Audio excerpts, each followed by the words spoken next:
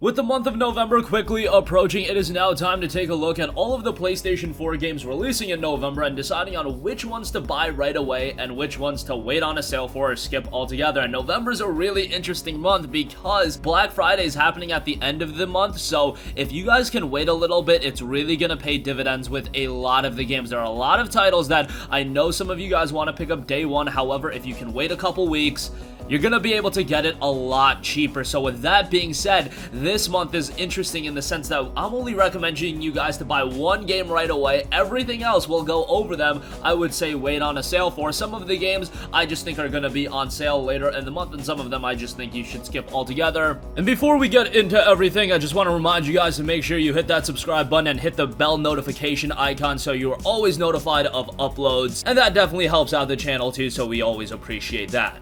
We've got a total of 13 games to go over, so let's get right into it. So starting things off with a buy, of course, it goes without saying that Death Stranding is absolutely a buy. Not only do I not expect this game to go on sale that quickly, if it does go on sale, it's going to be a very, very small discount, maybe $10 off. And honestly, is a $10 off discount to wait, 3 weeks to play Death Stranding, is that the biggest thing in the world? Not necessarily. I would say pick up Death Stranding day one, and I am pretty much convinced that this game is going to be absolutely incredible. Obviously, it's a Hideo Kojima title, but what really made me think that this game was going to be really good is the fact that the reviews for the game are being posted on November 1st, a full week before the game is actually out. That is rarely done. Usually you see reviews posted day of the game's release, and we're talking about games that are received pretty well. I mean, games like Call of Duty Modern Warfare, that game was received pretty well. The reviews are only coming out now. Obviously, that's a multiplayer focused game, so a little bit different, but you get the idea. Generally speaking, maybe you'll see reviews come out a day or two before, but that's it. Death Stranding, they're confident enough about this game that they want to get the word out about the quality a week in advance. That's ridiculous. And again,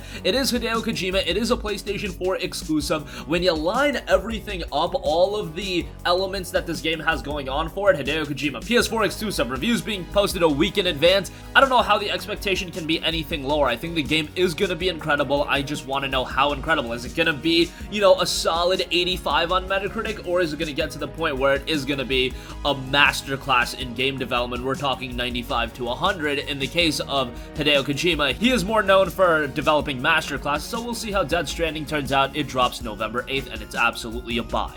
Alright, so again, we've got 12 games to go over as far as games I recommend you guys to wait on a sale for. Not necessarily wait on a sale for a long time, because the games might go on sale very quickly, but let's kick things off. Need for Speed Heat drops November 8th, and I would absolutely say wait on a sale for that. Need for Speed Heat is actually shaping up very nicely. I've been really compelled by the gameplay I've seen of the game, but obviously it's a Need for Speed game. It's an EA published title. Need for Speed games haven't been good recently. If you look at NFS 2015 and NFS Payback, I actually thought Payback was an okay game, but definitely not a game that warrants $60. Need for Speed Heat needs to beat that skepticism, and again, I do think the game is going to see a significant discount come Black Friday, maybe even as low as $30. I wouldn't be all too surprised. $35 seems very likely, so definitely would wait on NFS Heat. However, if you've completely written this game off on the basis that it is a Need for Speed title, I think you should change your tune on that, just because Heat is shaping up quite nicely. Again, it's out on November 8th, same day as Death Stranding as well. The majority of you guys are probably going to be busy with Death Stranding on that day.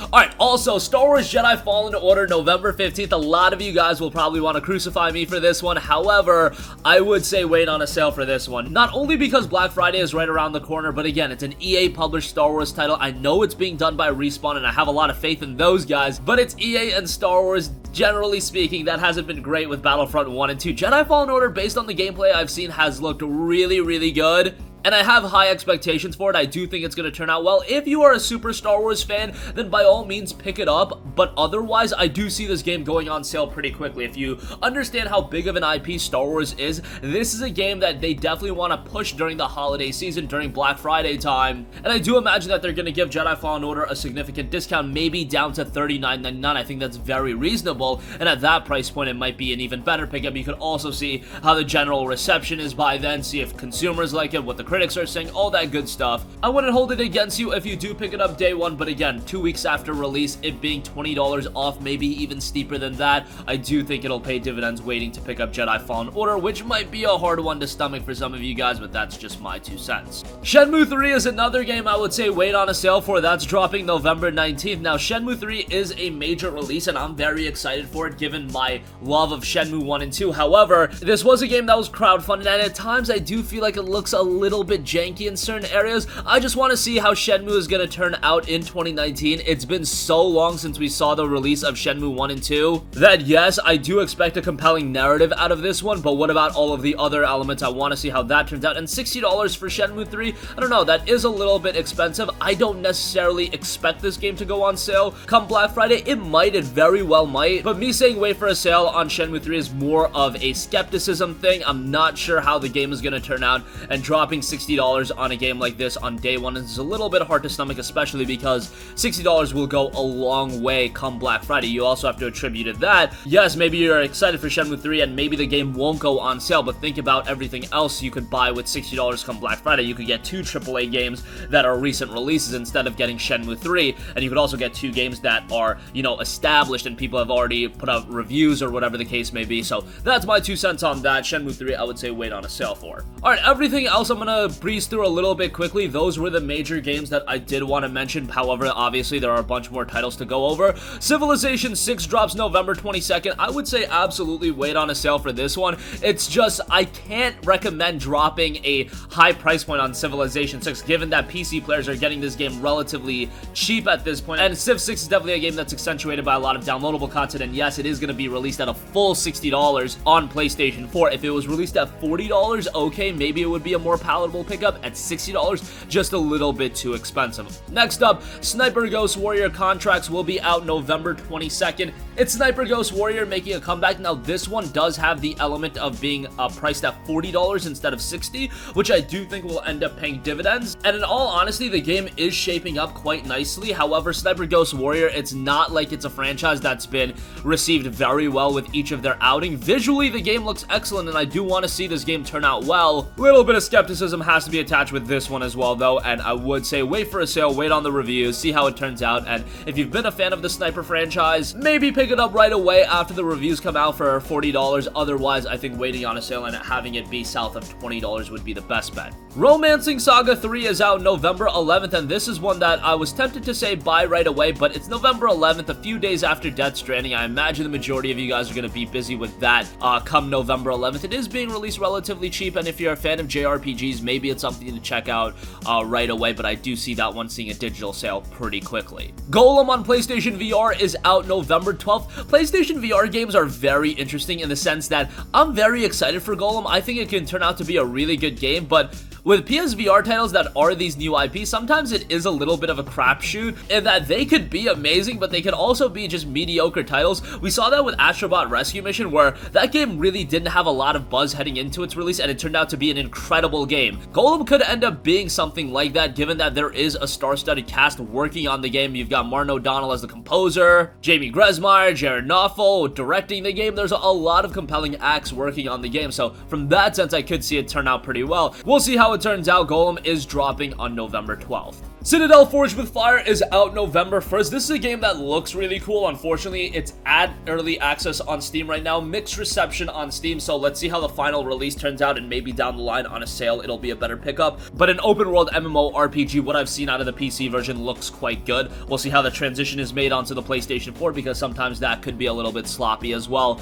with a PC-centric release, but nonetheless, that's out November 1st. Sparklite is out on November 14th. This is one that I was really tempted to put in the buy section. It is getting a physical release at $30. Unsure of what the digital release will be priced at, but Sparklite looks really good. It's this pixel design action RPG. Visually, it's right up my alley. $30 for this might be a bit much, but this is a game that I could easily see being a sleeper hit. Hardly anyone is talking about it right now, but I could see come November 14th and its release, it be a standout title. Definitely want to see how the reviews and the general reception goes, because sometimes games like this, games like Dead Cells and all those kinds of games, they just turn out to be really, really good, but at this point, unproven, and I would say wait on that one. Tokyo Ghoul is making the transition to the video game realm. That'll be out November 15th with Tokyo Ghoul Ray Call to Exist.